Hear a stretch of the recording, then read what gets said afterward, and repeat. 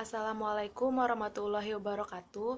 Nama saya Almira Putri Ramadhani dari kelas R4D. Di sini saya akan menjelaskan tentang layanan konsultasi. Layanan konsultasi adalah layanan konseling yang dilaksanakan oleh seorang konselor terhadap seorang pelanggan yang disebut dengan konsulti, yang memungkinkan konsulti memperoleh wawasan pemahaman dan cara-cara pelaksanaannya dalam menangani kondisi atau permasalahan yang dialami oleh pihak ketiga. Tujuannya yaitu agar konsulti dengan kemampuannya sendiri dapat menangani kondisi atau permasalahan yang sedang dialami oleh pihak ketiga. Yang selanjutnya ada komponen.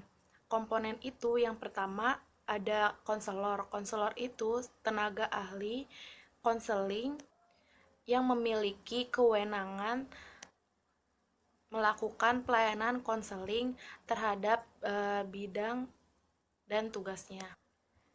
Yang kedua ada konsulti, yaitu individu yang meminta bantuan kepada konselor agar dirinya mampu menangani kondisi atau permasalahan yang dihadapi oleh pihak ketiga.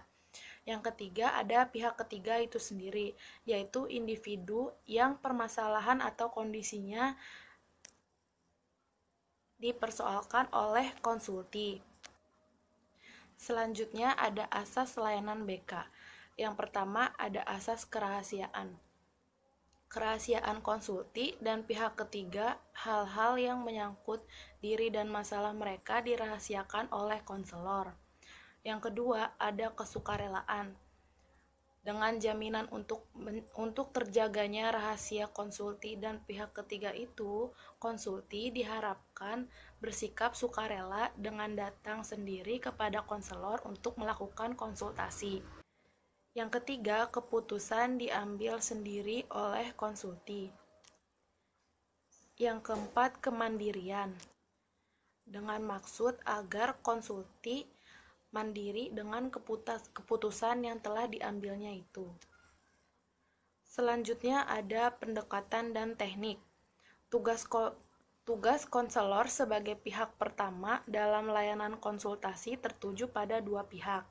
Yang pertama, pihak kedua yaitu konsulti yang melalui proses konsultasi kemampuannya akan dikembangkan sehingga mampu menangani masalah pihak ketiga. Yang kedua, ada pihak ketiga, yaitu seorang atau lebih individu yang menurut konsulti sedang mengalami masalah. Hal-hal yang perlu dikembangkan pada diri konsulti melalui konsultasi yaitu WPKNS, khususnya berkenaan dengan permasalahan pihak ketiga yang akan nantinya ia tangani. Yang pertama itu ada wawasan. Konsulti perlu memiliki wawasan secara umum tentang pihak ketiga, meliputi diri pihak ketiga itu sendiri. Yang kedua ada pengetahuan.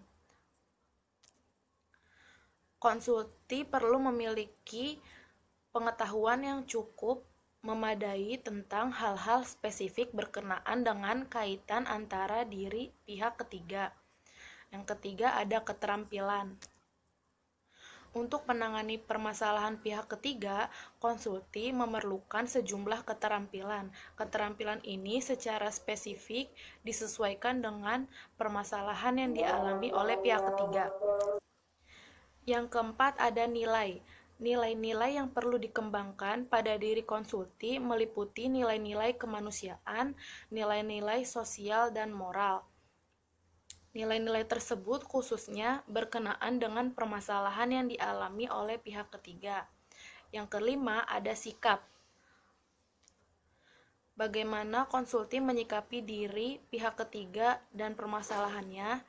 Sikap yang positif dan dinamis perlu dikembangkan melalui konsultasi. Bersama dengan nilai-nilai yang dikembangkan, sikap konsulti akan memberikan warna afektif terhadap penanganan permasalahan pihak ketiga. Selanjutnya ada teknik umum dan khusus layanan konsultasi. Pertama, teknik umum. Teknik umum yaitu sejumlah tindakan yang dilakukan konselor untuk mengembangkan proses konseling perorangan atau konsultasi.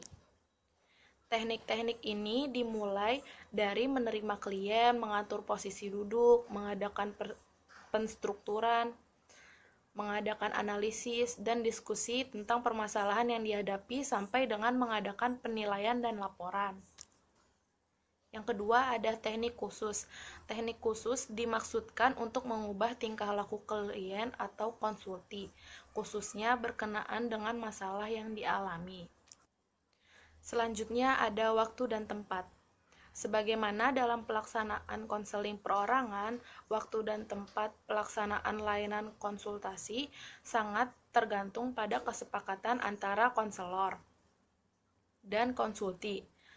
Kapan dan dimanapun konsultasi itu dilaksanakan, kenyamanan kedua pihak diutamakan di samping terjaminnya kerahasiaan konsulti dan pihak ketiga.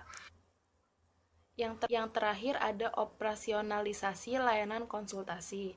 Layanan konsultasi hendaklah dilaksanakan secara tertib dan lengkap, dari perencanaan sampai dengan penilaian dan tindak lanjutnya. Hal ini semua untuk menjamin kesuksesan layanan secara optimal. Langkah-langkah tersebut adalah sebagai berikut. Yang pertama ada perencanaan.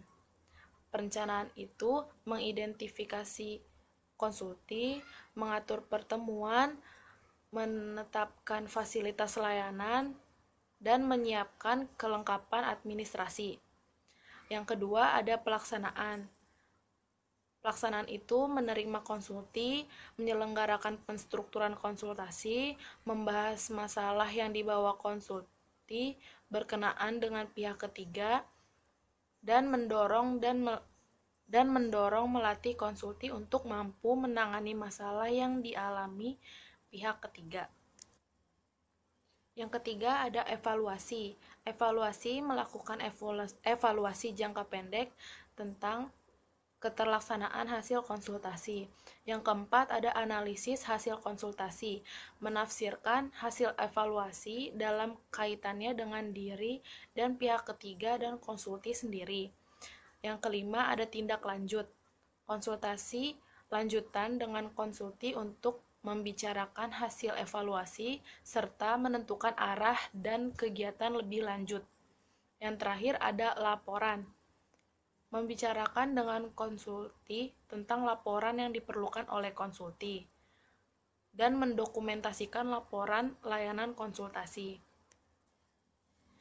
Sekian penjelasan dari saya, kurang lebihnya mohon maaf. Wassalamualaikum warahmatullahi wabarakatuh.